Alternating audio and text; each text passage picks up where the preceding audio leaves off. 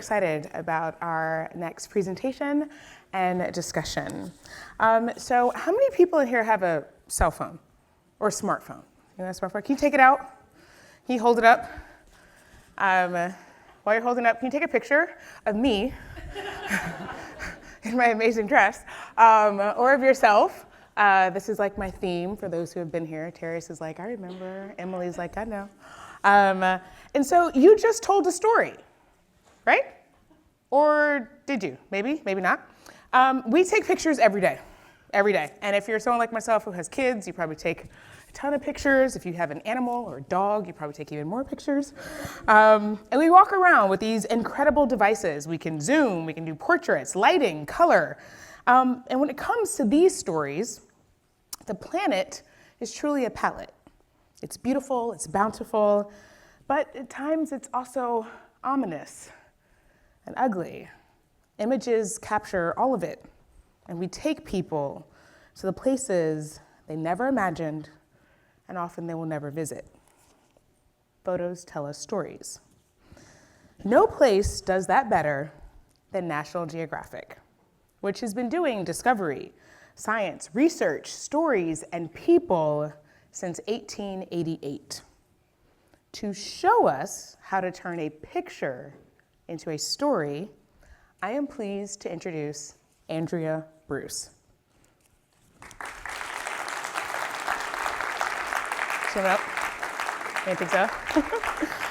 She is a photographer, artist, writer, educator who focuses on the planet, democracy, and the aftermath of war. She captures social issues that are often overlooked.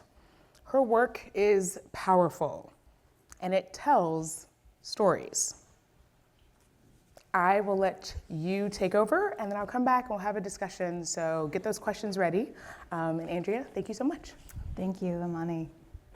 And thank you all, Frank, all of you for having me here. It's been such a pleasure to even just, wow, the energy of this place. As soon as I walked through the doors, it's so impressive. So thank you for allowing me to be part of this discussion, the conversation. So I've spent most of my career covering conflict and natural disasters, living overseas in Iraq, Afghanistan, Israel, and Mexico. My purpose as a photojournalist is to get people to pay attention. And every day, as Frank said, trying to go beyond the noise, that becomes harder and harder. One thing that has become apparent to me is that stories don't exist in a bubble. They overlap and spill into many other topics. Issues about our planet or the climate crisis are directly related to so many things, namely politics, policy, and increasingly war. But I'm going to tell you a different story. I wear many hats, but primarily I'm a photographer for National Geographic. And about 5 years ago, my editor called, and I still get like goosebumps whenever I get a call from National Geographic. You never know what kind of crazy adventure is around the corner. And he said, Andrea, we want you to do a story on open defecation. Right. Using the bathroom in the open. That is what that is. And I said, of course. I'm your person, and I've been thinking so much about open defecation lately. And so here I am today, taking you on a deep dive into the topic of open defecation to give you storytelling takeaways, possibly guidelines, through this one story. And obviously this is an uncomfortable topic, and that became a problem for scientists, politicians, and anyone trying to spur positive change in this realm. How do we make the uncomfortable or the boring or the unimaginable, how do we make them something that people will pay attention to? Oh, wait, I need this. Forward. Did it go? No. Ah! Someone tell me what I'm doing wrong.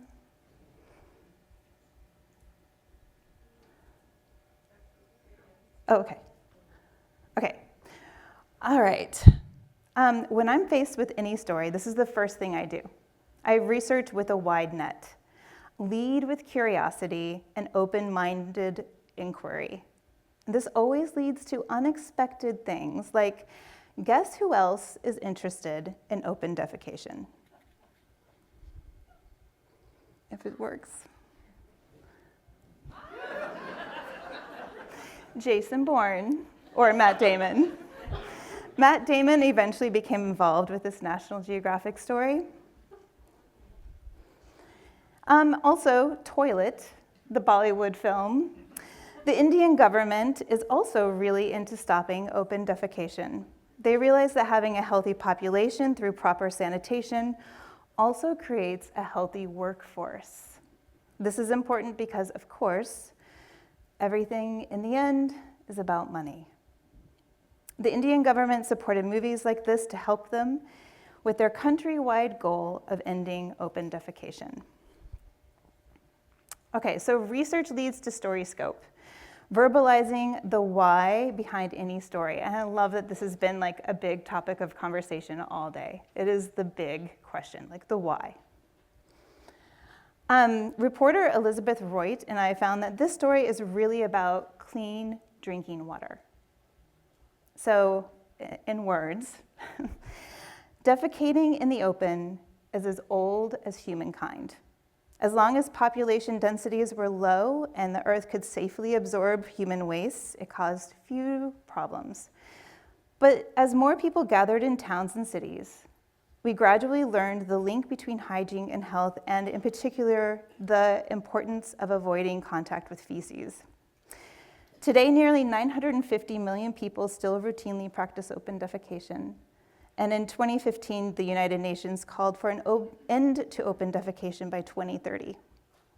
Diseases caused by poor sanitation and unsafe water kill some 1.4 million people per year, more than measles, malaria, and AIDS combined. So I think, go back a couple, I don't know what's happening, there we go. So we traveled to India, where people, mostly women, go to great lengths, sometimes a day-long hike, to find drinkable water. Here, out of desperation, villagers take water from a broken water main that brings clean water to a military base. And then we traveled to Haiti. Here, cholera, natural disasters like Hurricane Matthew, and a lack of sanitation systems created a trifecta of misery. In the 2010s, over 10,000 people in Haiti died of cholera linked to open defecation. And then in Vietnam, a success story because it's a country that has more resources. Now, many small villages like this one have been deemed open defecation free. The Vietnamese government enforced toilet usage throughout the country. Okay. So, what are the themes within the scope? Next, the food contamination. If you think about a village of 800 people, they use the bathroom in the fields surrounding their home at least twice a day. And this food becomes contaminated.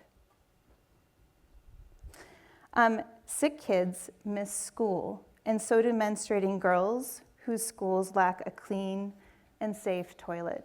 So here, girls line up first thing in the morning in a school that has no working toilet. Many girls drop out of school when they start their period because the schools lack toilets and therefore privacy. And safety. Women often make these bathroom excursions in the dark with girlfriends and female relatives sometimes because they feel vulnerable to sexual violence and fearful of wild animals like tigers. Who knew? And here, water in Sabalia village People use contaminated water for many things, including brushing their teeth. And back in Haiti, as I said before, the lack of countrywide resources and systems is often paired with natural disasters here. And Rose, who attempts to clean what is left of her home in the mountains of southern Haiti just weeks after Hurricane Matthew. Waste travels down the mountains into the rivers and streams that people used for drinking water. In Vietnam's cities and rural towns, running water and toilets exist because it was strictly enforced. So during every step of the process, I'm thinking about the cliches to avoid and representation, often collaborating with the people in these photos. I ask them, what do you think would be important to photograph? What would you like people around the world to know about your life? And am I getting this right? Also, National Geographic is a magazine known for beauty. And then there's this story. And I think a lot about how to show beauty while still representing the situation accurately. Another way to avoid cliches and compassion fatigue is to look for solutions. And I love that's another focus of this day, or the summit. So local solutions, especially in places with few resources like India, are ideal. Gram Vikas is an organization in southern India that provides running water for homes if they build their own working toilet. These improvements save women miles of walking to water sources and significantly reduce the incidence of waterborne diseases. Also in India, the government sends out community-led sanitation workers like Sarala here. And they explain how feces circulates through the town on the legs of flies, in water and in dust. They triggered disgust within the community in order to convince the community to stop defecating in the open, which is basically like shaming them. But it works. After Sarala talked to this village, they voted in favor of using toilets instead of open defecation. Here in a game, much like musical chairs, children are taught how to use toilets, something completely new to them. And here in the corner of the frame, way down there, you can see another government-supplied toilet in the crowded city of New Delhi. So community toilets are one answer to India's lack of toilets, but without a system for maintenance and cleaning, open defecation remains a health problem. These 4 women are waiting for the one open working stall to use. And this is why it's hard to get people to use toilets, right? Like, who wants to wait in a smelly place when you could use a cornfield? And it's a tough public health message to get through. In Haiti, an international organization called Soil has also accomplished a lot. They hired local people to collect refuse from composting toilets and distribute new composting toilets. The waste is then composted at the soil composting site and given to local farmers. And here you can see the compost toilet in the corner of this family's home. So much of Vietnam's success was spearheaded by the schools. Those schools built in the past 10 years were required to have indoor plumbing, and rituals of hand cleaning were mandatory. The children then brought these habits home, which is really cool. Running water has even been supplied to remote villages in Vietnam through a government that has more resources and more power. So, get to the heart of the story. Find visuals that go beyond process. And this is an important one, I think, for anyone who is science-based or who doesn't consider themselves a photographer. Simply making a picture only does so much. A photograph can be a feeling, a moment, a connection.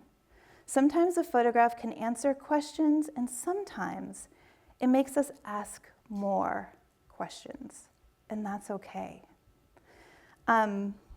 So here, where is he going? What is he doing?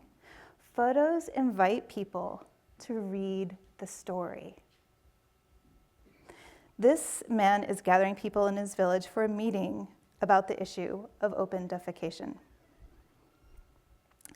Photos can bring us close to people, making us eager to read about what Sarala here is saying, like in reading. And photography can introduce you to unsung heroes like Exilian Sanat. Here in Haiti, there are a few outlets for proper sanitation, even in the capital. Men like Exilian are the sanitation system. He and other Bayaku work at night to avoid public scorn, emptying pit latrines. With his hands and a bucket, he collects the waste in bags and dumps the bags into ditches or canals. Photos show empathy, intimacy, and touch. A mother's hands and a sister's care.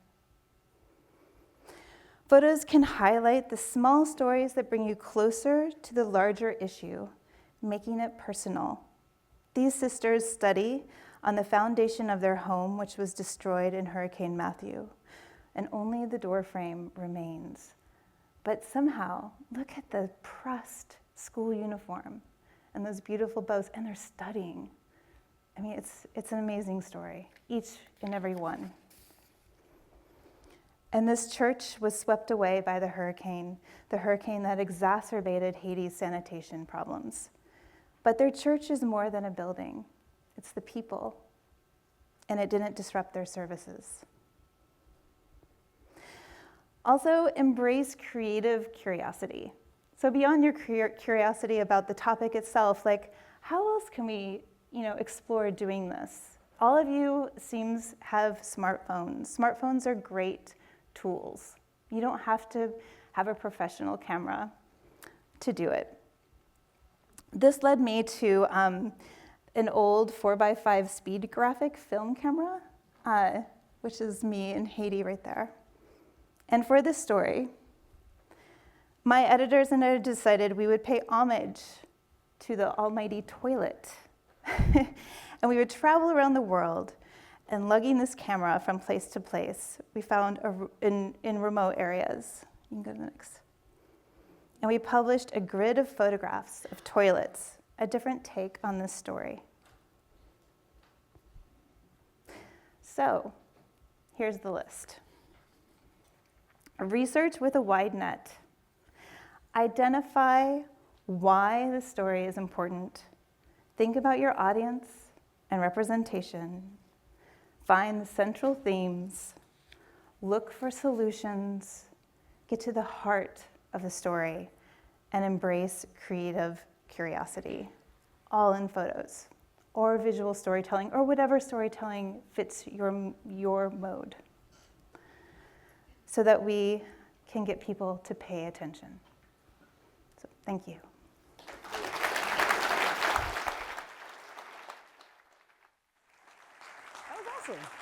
That was so good. Thank you. That was absolutely incredible, Andrea. Thank you so much for sharing your really stunning, really profound, and really provocative work. And so I have one quick question, and then we have runners who are available, and so we're going to be turning to the audience to get those questions ready. But I would like to know, as someone who has a bachelor's degree in photography, very technical, very dark white, very on film. Can you talk a little bit about the composition choices that you use? And so everything from using your original film camera to your digital camera, but thematically throughout your images that you shared here today, we noticed really amazing composition choices. So how do you frame a scene for your audience? Wow. I guess it depends on the actual situation that you're in. I'm a people person. So I become very close and I spend lots of time with the people that I photograph. Before you even start taking photos? Sometimes, yeah, for sure. Yeah, actually, for sure. Yeah. I might have the camera on my shoulder so that people know why I'm there and who I am, and make sure that being a journalist is always kind of present in their mind.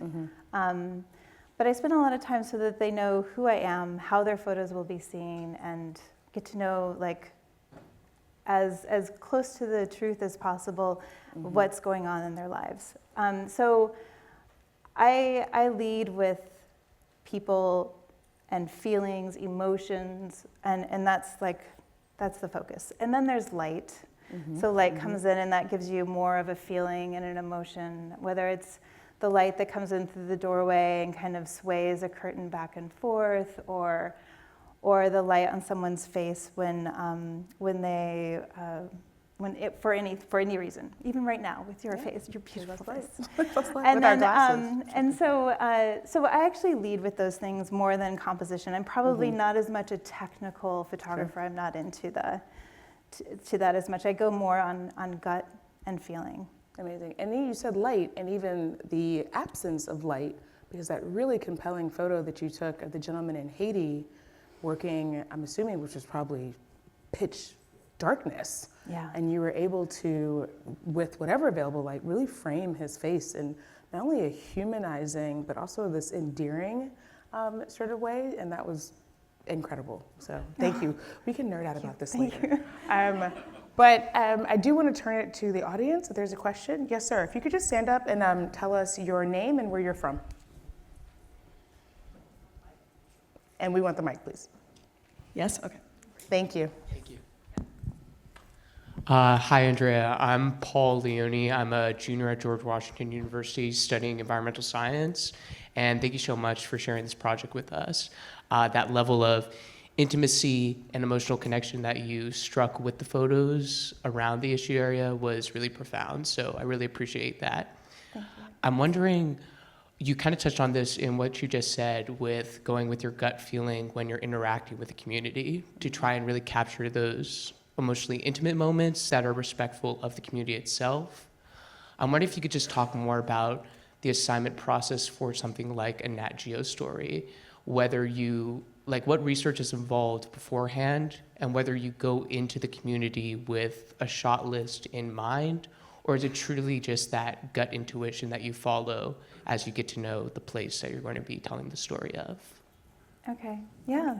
I mean, so assignments don't come so readily when you're a freelancer. I think a lot of it is pitching, like pitching story ideas all the time. And then there are grant proposals all the time.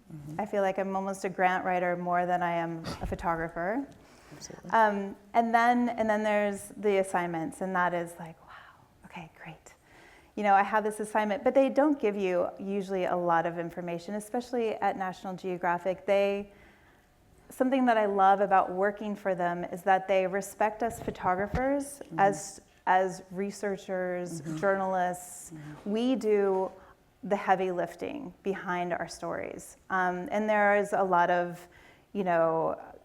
fact checking and all, but we do a lot of the heavy work, which isn't the case for most publications. I think some people have this misconception that a photographer isn't as smart or as knowledgeable as a reporter when we're, half the team, if maybe the whole team.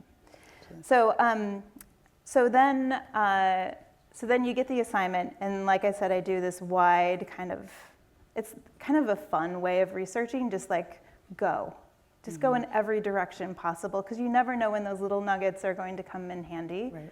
And then that directs you to where you should go. And then the big question with National Geographic is, where do you go?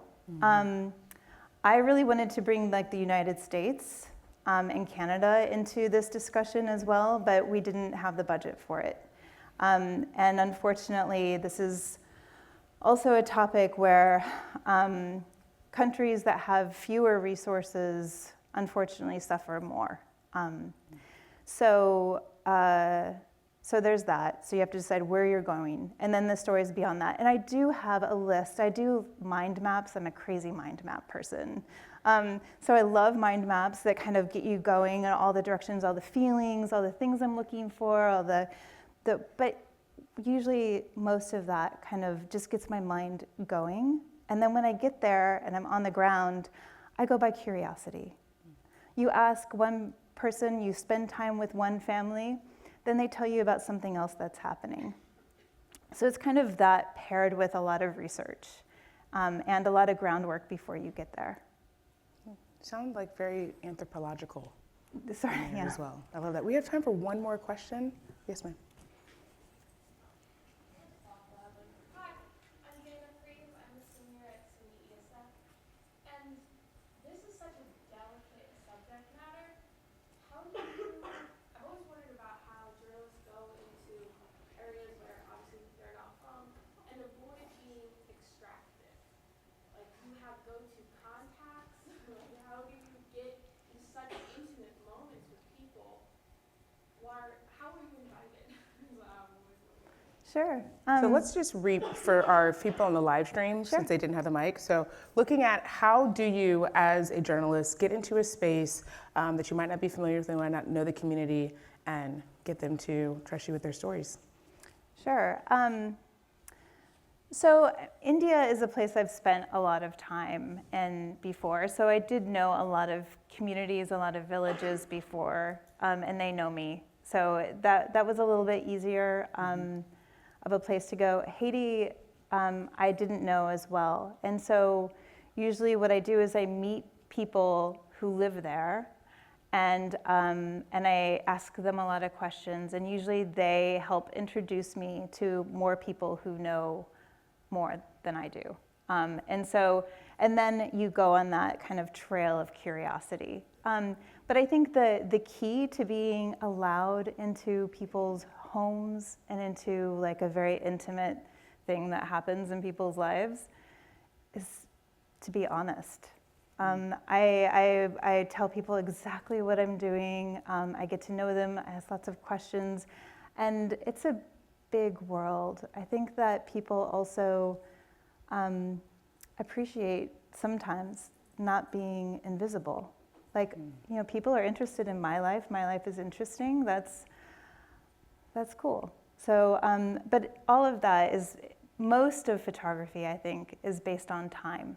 The time to really listen and sit down with people and learn about people's lives, being open. So. Amazing. Well, let's give another round of applause for Andrea. Thank you. Thank you very much. And I will turn it over to my colleague. Thank you.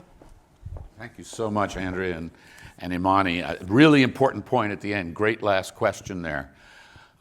Whatever kind of reporting and storytelling you're doing, when you go into another place, another community, step across cultural lines, the respect that you need to take, the listening that you need to do, the understanding you need to have before you go there is imperative, because otherwise you're an interloper and you're going to have much less opportunity for success.